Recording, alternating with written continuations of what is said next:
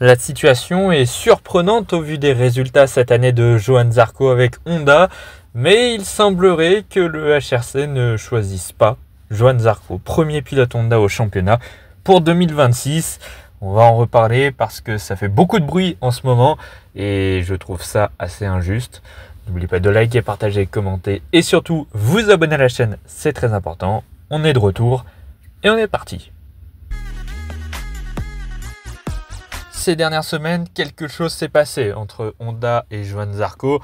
Il n'y avait pas autant de tension, mais le week-end dernier en Hongrie, on a senti que quelque chose n'allait pas. En tout cas, Johann Zarco a pour la première fois tapé du poing sur la table au micro de chez Canal+ pour affirmer son envie de devenir le pilote numéro 1 de Honda, de passer donc par la case de passer dans le team officiel, dans l'équipe HRC, puisqu'il reste encore une place où un des deux pilotes officiels n'a pas encore été signé. Joan Mir, lui, a déjà un contrat pour 2026, mais ça se joue surtout avec Luca Marini, qui lui n'a pas de contrat.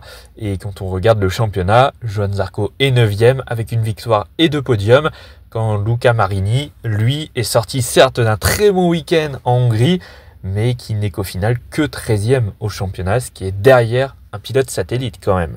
Ces dernières semaines, ces derniers mois, Johann Zarco était plutôt OK pour rester dans l'équipe LCR. Il a de très bons rapports avec Lucio Cecchinello et avec toute l'équipe qui est dans une ambiance familiale, donc c'est plus une ambiance qui correspond à Johann Zarco. Tout se passe très bien actuellement et d'ailleurs, Johann Zarco ne serait pas totalement contre à l'idée de rester chez LCR, mais il y a des paramètres dont on va parler tout à l'heure qui sont à prendre en compte. Et chez LCR, évidemment qu'on a envie de re-signer Johann Zarco, il n'y a absolument aucun souci pour ça. Voilà. Clairement, là actuellement, l'avenir de Johann Zarco se joue entre le HRC et l'équipe LCR, mais Johann Zarco de toute manière sera en MotoGP en 2026, il n'y a pas de souci, même pourquoi pas en 2027. D'ailleurs, c'est ce que cherche Johann Zarco, un contrat de 2 ans, c'est ce qui fait grimacer un petit peu finalement le HRC, c'est plutôt ça, c'est le faire venir pour 2 ans. C'est pas trop du goût de l'équipe officielle Honda, malheureusement. Certainement dû à l'âge de Johann Zarco et qu'il va prendre sa retraite dans 2-3 ans maintenant. Et ça fait fuir un petit peu Honda. Et dire aussi que 2027, il y a un nouveau règlement dans 2 ans. Et donc, qu'on voudrait aller chercher un Jorge Martin, un Pedro Acosta par exemple. Et donc, les faire passer avant Johann Zarco. Mais bon, j'ai envie de dire, dans ce cas-là, tu sors Joan Mir, qui est moins performant. Donc, bon. Bref, toujours est-il que le HRC n'est pas vraiment chaud pour mettre Zarco. Déjà pour 2 ans, encore moins. Mais même pour 1 an, ça a l'air quand même de bloquer. Maintenant, on en vient aux problèmes principaux en ce moment. Eh bien, c'est que depuis la reprise du MotoGP en Autriche puis en Hongrie, il se trouve que Johann Zarco n'a plus les mêmes pièces que les pilotes officiels.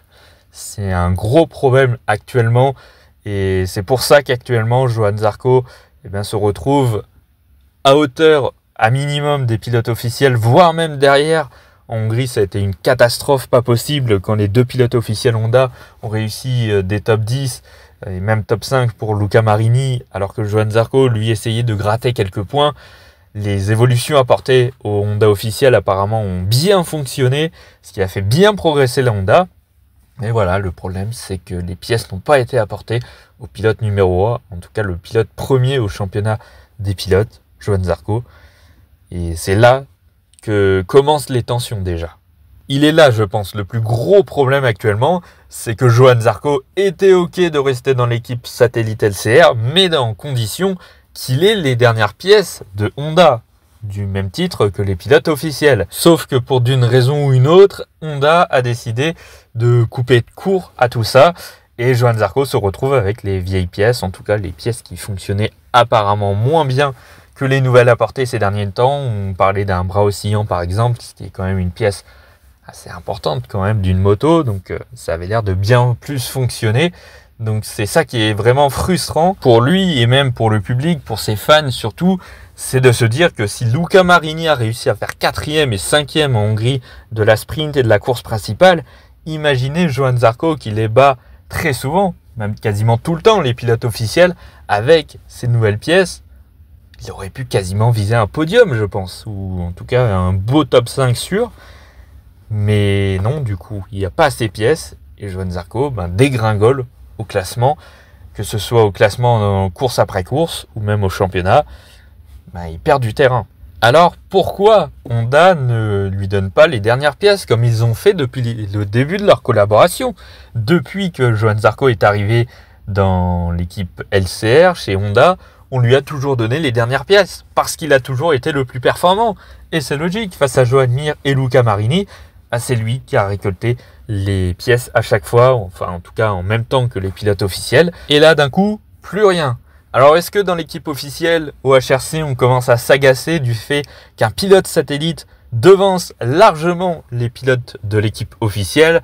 Il y a des chances, mais pourquoi avoir réagi seulement maintenant, au moment où un pilote Honda peut terminer dans le top 10 au championnat, ce qui n'a plus été fait depuis un certain paquet de temps maintenant? Ça doit faire au moins depuis 2021, je pense. Parce que ça doit faire un paquet de temps quand même qu'un pilote Honda n'a pas été dans le top 10 d'un championnat en MotoGP.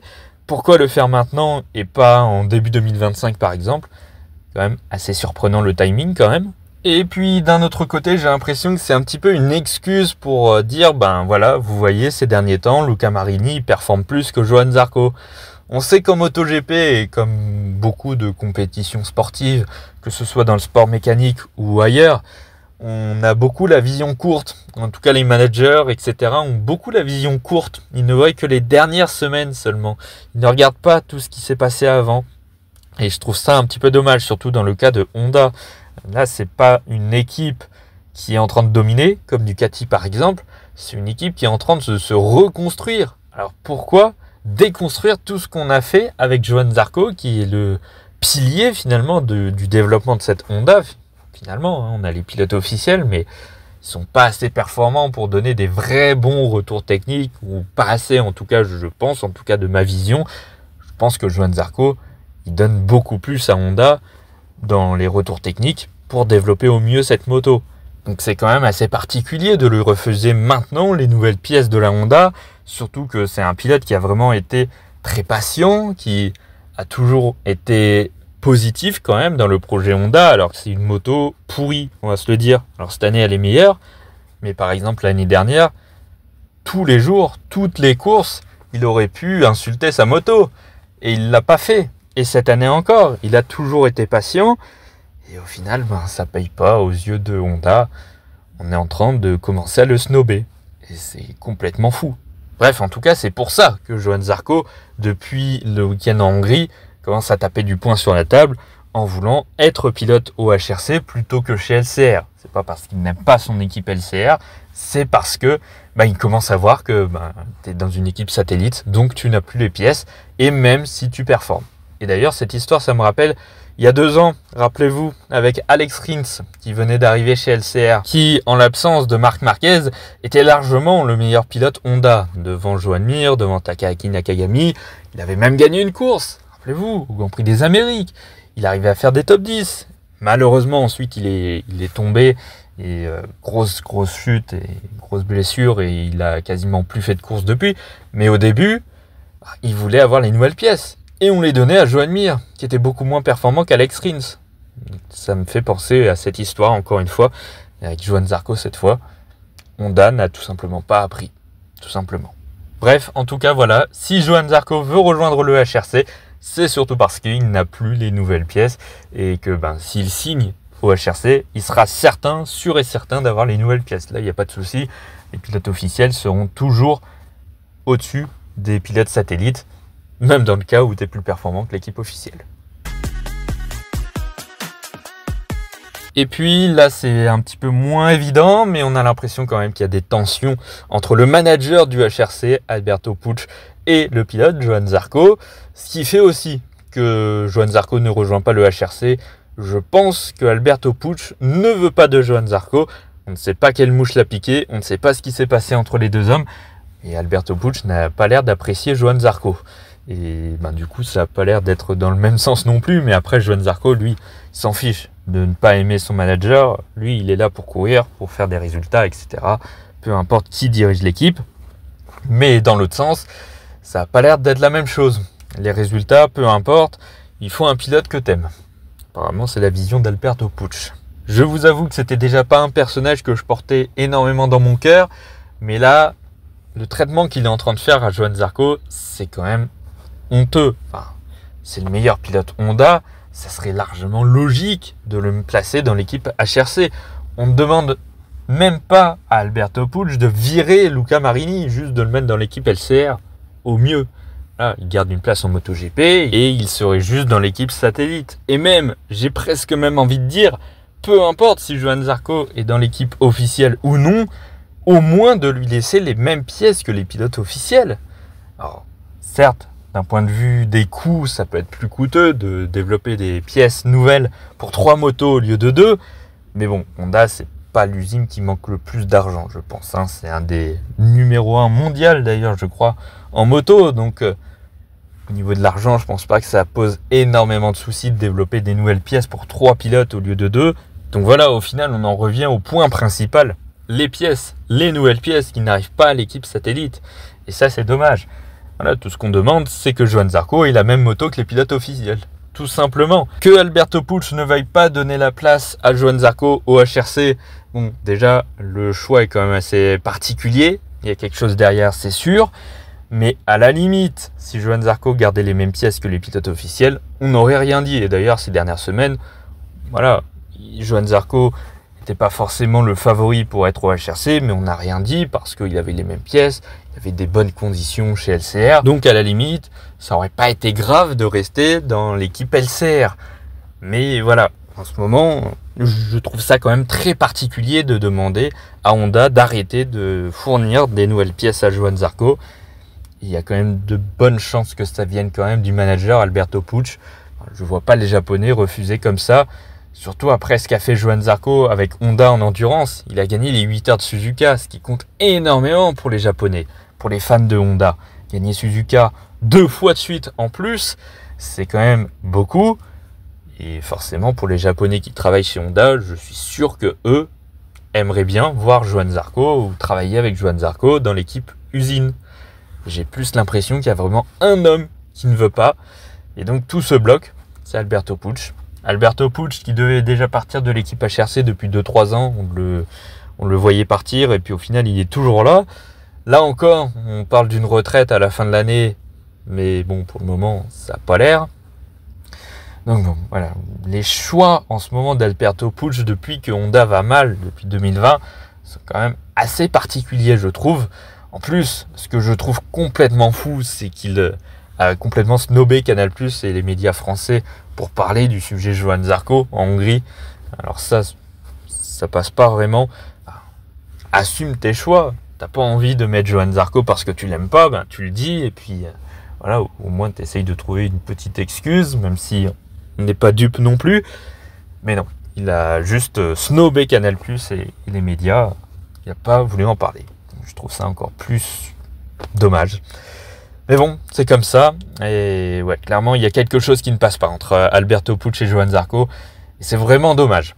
Mais voilà, j'espère juste qu'il va reprendre les nouvelles pièces de chez Honda parce que là, ça ne va pas du tout. Il n'a pas du tout une bonne moto. C'est de pire en pire. Les autres évoluent, les autres marques évoluent. Et lui, ben, il se retrouve avec la même moto qu'il y a un mois, quoi. Donc forcément, les résultats ne seront plus là. Et forcément, au moment du renouvellement de contrat de Luca Marini, il va dire, à coup sûr, regardez sur les dernières semaines, Marini a été meilleur que Zarco.